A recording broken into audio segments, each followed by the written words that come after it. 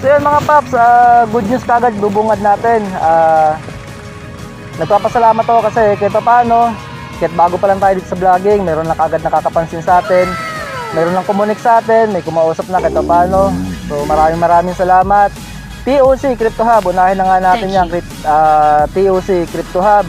So ano nga ba yung TOC Crypto Hub? Ito po ay isang website. So ipopost ko na lang yung kanilang link, website at saka yung Facebook page nila. So yun, i-check nyo na lang mga paps, mga buddy, kung ano bang mayroon sa website nila. Baka sakali makatulong din sa inyo. So check nyo na lang, lalagay ko dyan sa description yung kanilang website. So TOC, maraming salamat. And second, pasalamatan natin sumuporta, Tipid Racing. Thank you. O yung Tipid Racing. So ano nga ba itong Tipid Racing? Isa itong online seller.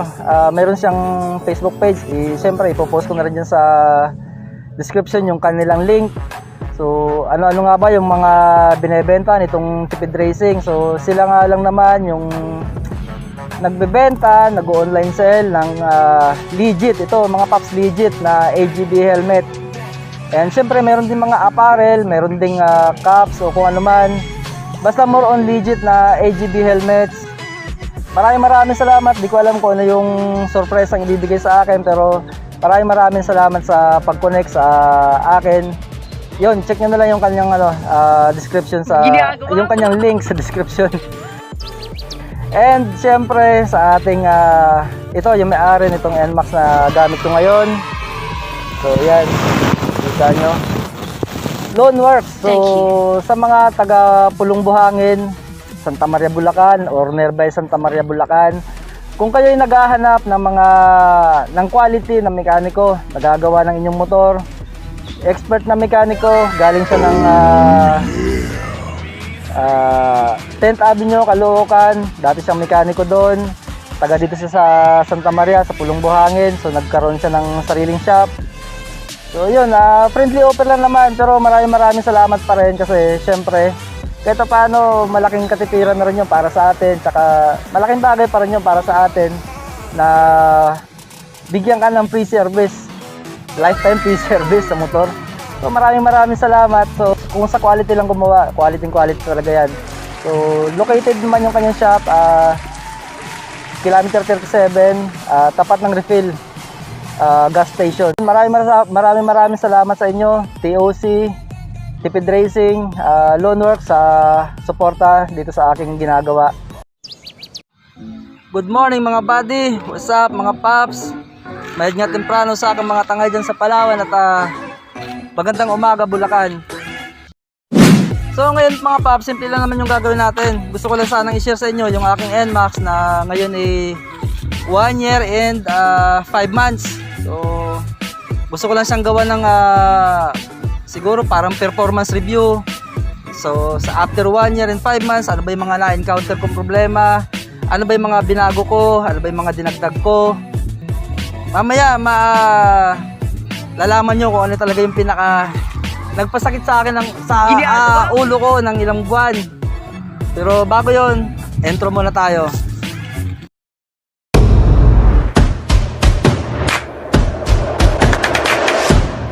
Welcome back mga paps. So ito na nga.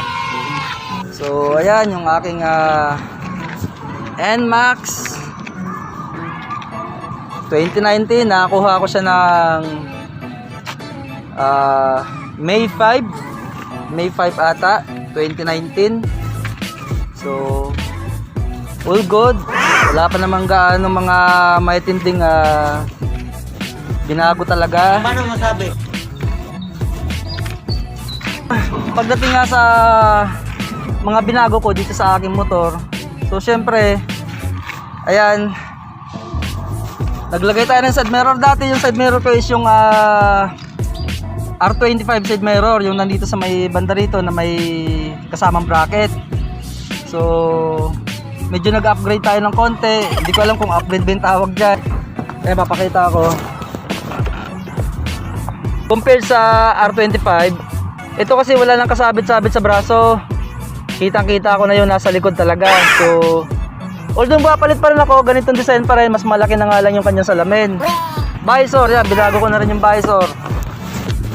So, nagpalit ako ng clear visor, tinanggal ko na yung bracket para mas malinis tignan. And, yan, yung repaint. Although yung repaint matagal na yan, siguro, bago pa lang tong motor, nagawa ko na ipa-repaint ko na siya kaagad. Kasi talagang, hindi naman ako dilawan, kaya lang mahilig talaga sa dilaw ng motor. Kahit yung mga previous na motor ko, though ito talaga yung pinakabuong dilaw. And yan, naglagay din ako ng panel guard o panel protector para hindi gaano nagagasgas lagi yung mismong screen ng ating panel. Siyempre, naglagay din ako ng cellphone holder. Kailangan natin niya with charger para pagka nasa ride tayo, hindi tayo mamroblema sa lobat. Meron tayong charger, lalagyan na lang ng cable yan, then salpak cellphone, game na. And yan, so nilagyan ko na rin siya ng switch. So ito yung unang ganon para sa park light. I-on natin yung park light, and then ayan, park light at headlight naka-on pagka nakaganyan. So pakita natin. So yan, mag-on yung park light. Kasabay na rin dito. Isa na sa mga binago. And then, on natin yung isang switch. So yan, kasabay na. Park light, headlight. And auxiliary light. So dito mga paps, sa kaliwang part, sa may cowling, naglagay din ako ng mga halo switch. So ito para dun sa auxiliary light kasi siyempre dapat nakahiwalay talaga yung switch niyan. Ito naman yung sa hazard, ito bakante para sa binabala kong underglow. So yun mga paps, nagpalit na rin pala ako ng mag wheels. So RCB mag, kasama rin yan sa binlog ko yung pag-repaint, yung pagkabit nitong RCB mag at yung Maxxis tire. Pati yung pagkabit ko nitong buong set na to sa NMAX ko, na andyan din yan sa mga videos ko. Observation ko sa RCB Mags, parang kunting review. Okay yung RCB Mags, maganda, mas malapad kasi yung mismong mag wheels niya, kaya anong nangyayari, mas lumalapat yung gulong natin sa kalsada. Pero pinakaayaw ko lang talaga sa RCB Mags, napakahirap linisin, lalo itong mga part na to. Pag nagwa-washing ako, hirap linisin. So, yun lang naman yung naging comment ko dun sa RCB Mags. So, para okay naman. And then ito, yun nga, Maxxis tire. So, ba't Maxxis tire yung napili ko? Kasi ito yun, pag pipili tayo ng gulong, siyempre gusto natin mas komportable tayo.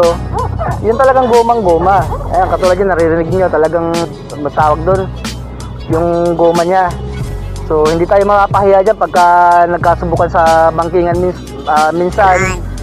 So mas makapit talaga siya sa nasubukan ko na yan, subok ko na yan, kahit na medyo basa yung daan, mas makapit talaga siya. Naglagay din ako nitong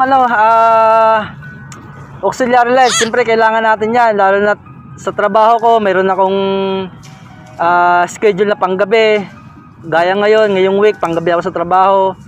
May mga kalsada na medyo madilim na talagang kailangan natin ng auxiliary light. So, kailangan natin yan. Hindi lang naman sa pati sa minsan sa ride. May mga liblib na lugar tayo na pupuntahan. So, kailangan natin ng auxiliary light. Basta gamitin lang natin sa tama yung auxiliary light. Wala tayong magiging problema. Pag may kasalubong tayo, alam mo naman na siguro abot na ng kasalubong mo yung liwanag ng auxiliary light mo, ibaba mo na. Ganun din pag may sinusundan tayo. Pagka alam mong abot na ng auxiliary light mo, yung sinusundan mo, ibaba mo na yung ilaw mo. Para hindi naman tayo nakakasilaw, nakakaabala dun sa ibang motorista na gaya natin. And shoutout nga pala sa Spider Philippines, Team Spider. So, hopefully sana magkita-kita na tayo, magkaroon na ng EV. Gusto ko na rin kayo makita. So shoutout at Team Spider Bulacan at Team Spider Philippines. Hindi naman sa asin talaga binago, mga konting kalandian na lang sa motor yan, sunod sa uso. tinabas ko lang naman to, ako na yung gumawa niyan. Tinabas ko lang yung mismong muffler cover niya. So tinanggal ako ng pintura to. Soon kintabing ko na rin dahil yun talaga yung gusto ko rin gawin. Yun nga lang, talagang wala lang gaanong time ngayon kaya di ko talaga siya magawa dahil syempre may trabaho rin tayo, puyat.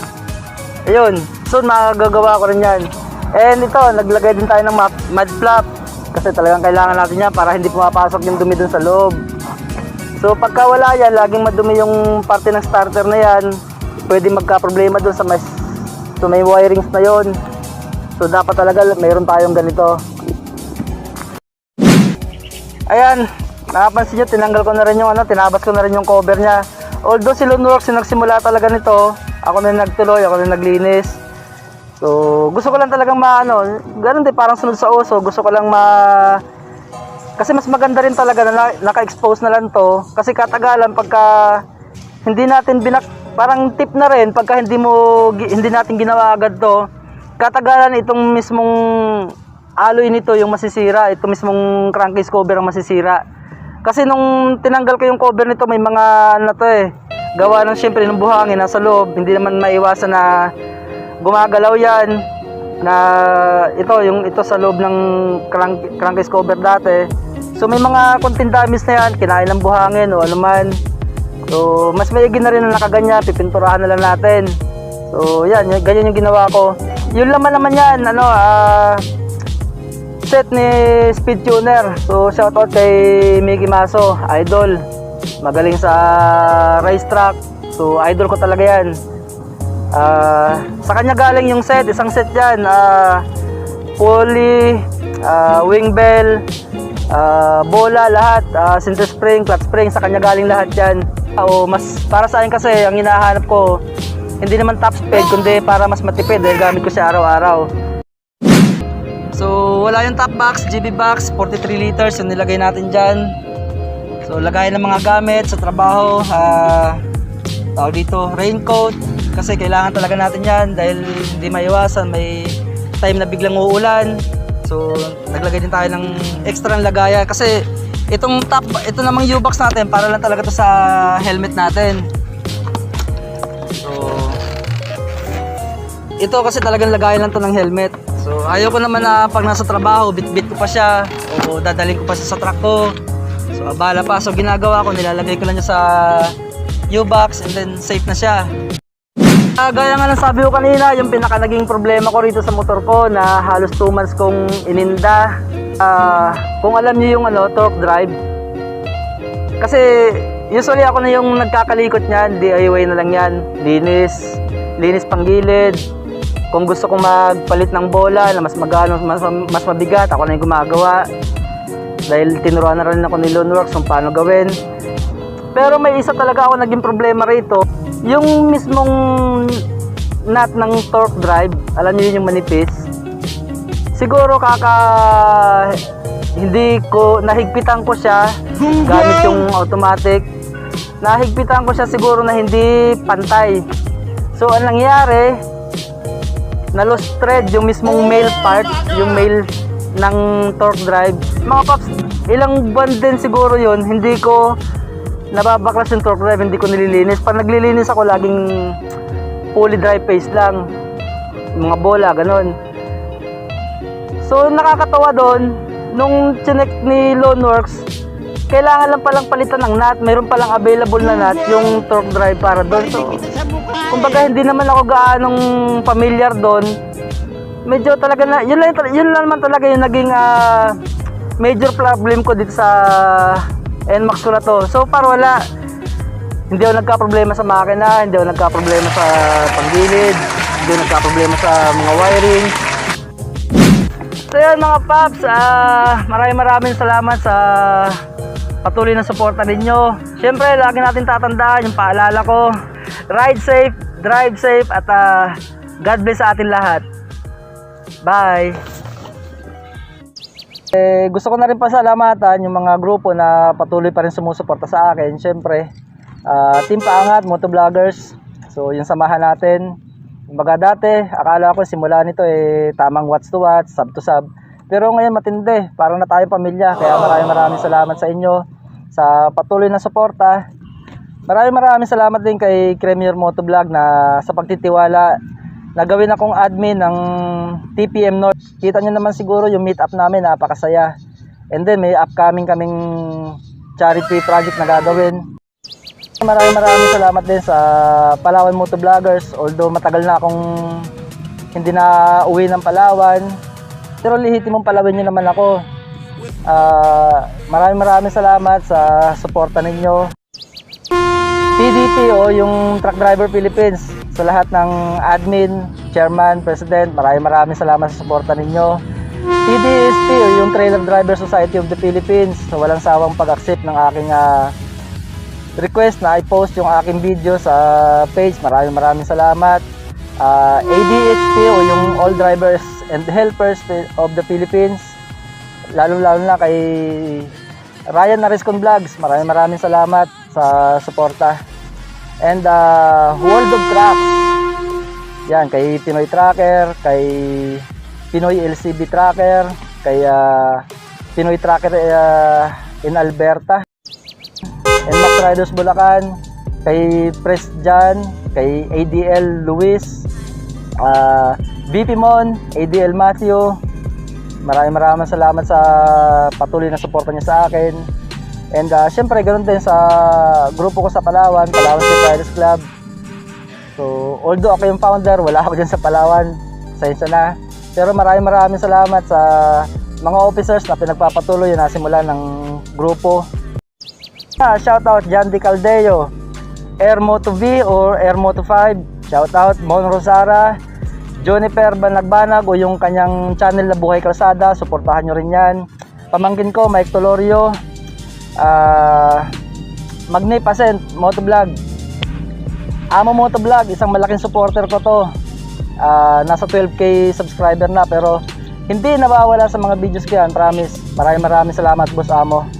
Danny Avila, so kasama rin namin sa Inmax Riders Bulacan to, lagi nagpapashoutout sa akin. Mike Lapis, Kuya Sanitize Rider, isang malupit na supporter din, monetize channel na rin yan.